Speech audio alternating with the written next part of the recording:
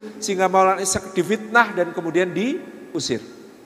Dewi Sekardadu yang hamil, maka kemudian putranya ketika lahir akhirnya dilarung ke lautan.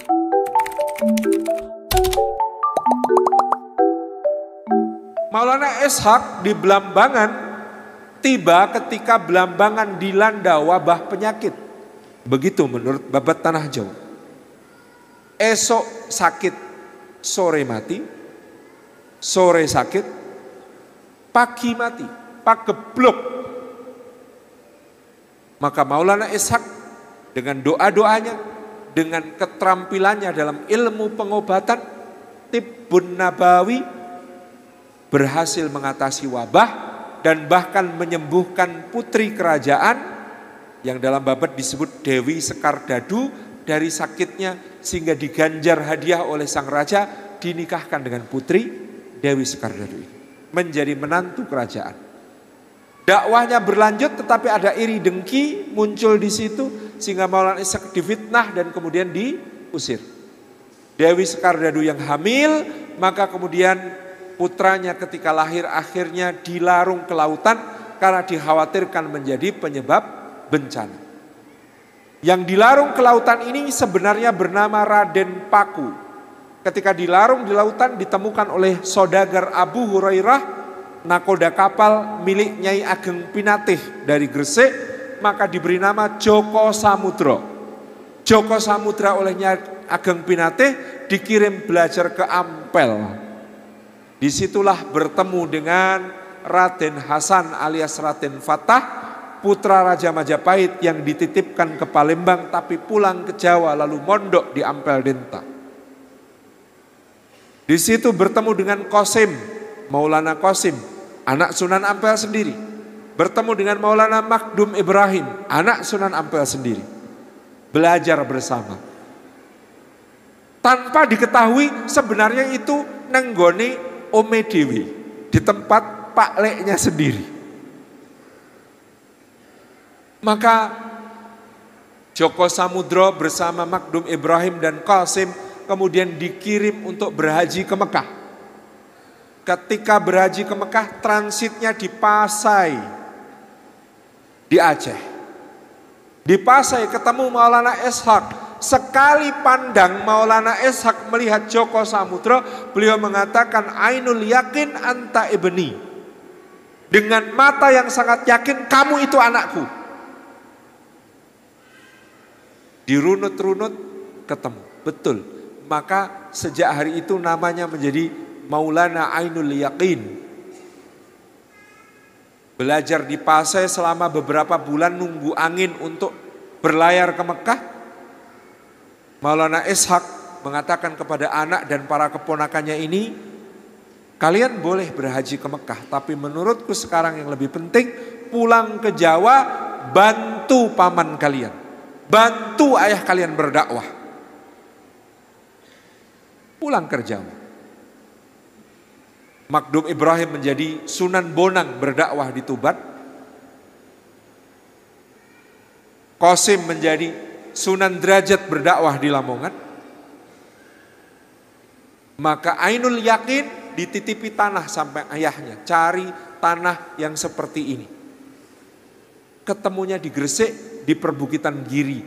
Maka Sunan Ampel menyambut dengan gembira, memang sudah tugasmu menghidupkan kembali dakwahnya Maulana Malik Ibrahim yang sudah wafat. Dan Maulana Ainul Yakin Sunan Giri ini nanti menjadi gurunya para raja Nusantara. Sampai Zainal Abidin Sultan Ternate cuti dari jabatannya sebagai sultan 2 tahun untuk mondok ke Gresik. Ono ratu cuti jabatan 2 tahun untuk mondok, untuk berilmu. Sampai-sampai pengenalan Portugis Tom Pires mengatakan Sunan Giri itu pausnya Jawa, pausnya Nusantara. Karena semua raja-raja Nusantara merasa belum afdal kalau dia belum dilantik oleh Sunan Giri sebagai raja. Ada orang dari Palestina, dari Baitul Maqdis, dari Yerusalem. Namanya Maulana Osman Haji. Setelah menunaikan haji, dia tidak pulang ke Palestina, tapi sama anak yang masih kecil berlayar ke Jawa. Di Jawa diarahkan oleh Maulana Ahmad rahmatullah, panjenengan saya usulkan menjadi military trainer, pelatih tentara Mojopahit. Karena memang pinter perang, Pak. Osman Haji menjadi military trainer Kerajaan Majapahit, dipanggil sebagai Susuhunan Mutung. Keberadaan Sunan Mutung alias Maulana Osman Haji terkonfirmasi dalam sejarah Dalem Waturenggong. Sejarah Dalem Waturenggong ini ada di Kerajaan Gelgel di Karangasem, ditulis tentang raja-raja dinasti Kresna Kepakisan.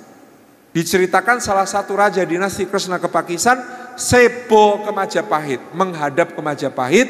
Ketika pulang ke Bali dihadiahi 60 prajurit terbaik Majapahit. 60 prajurit terbaik Majapahit ini semuanya nyama selam. Nyama artinya saudara, selam artinya Islam. Semuanya adalah murid Sunan Mutung alias Maulana Osman Haji. Inilah 60 muslim pertama yang tercatat ada di Pulau Bali pada masa itu. Putra Osman Haji namanya Sayyid Ja'far Shadiq diperintahkan berdakwah ke pantai utara. Dia datang di kalangan masyarakat yang saat itu sangat memuliakan sapi. Ja'far Shadiq tahu inilah peluang untuk berdakwah. Maka beliau di situ seperti tadi anjuran Pak Bupati, beli sapi sing paling gede, paling gemuk, paling besar, paling keren, ora dinyang. Lalu sapi terbesar ini diikat di halaman rumah. Rakyat di pantai utara ini berduyun-duyun mendatangi beliau. Rumah beliau. Kira-kira ini Sunan Ja'far Shadiq ini mau ngapain? Kok nyencang sapi depan rumah? Ngumpul orang, beliau keluar. Menyampaikan pembicaraan yang sangat indah. Bapak Ibu, untuk penjenengan ketahui, sapi adalah binatang yang sangat mulia di dalam Islam. Sampai-sampai di dalam Al-Quran ada surat namanya surat sapi. Dan itu surat yang paling panjang. Ada khasiatnya kalau dibaca akan menjadi begini, begini, begini. Surat sapi itu ada ceritanya tentang sapi betina yang bisa mengungkap kasus pembunuhan di zaman Kanjeng Nabi Musa. Orang-orang sudah tertarik. Pengen tahu ceritanya? Silahkan datang besok. Pokoknya ngerip bagian untuk cerita yang semakin menarik. Beliau mengatakan ceritanya insya Allah bersambung besok. Sekarang jam 10 kita iya ngono gitu. Ceritanya akan bersambung besok. Itu yang dikatakan oleh Sunan Kudus. Betul, datang orang makin banyak. Akhirnya beliau membangun kota, membangun masjid. Nama masjidnya sama namanya dengan masjid yang ada di tanah kelahirannya.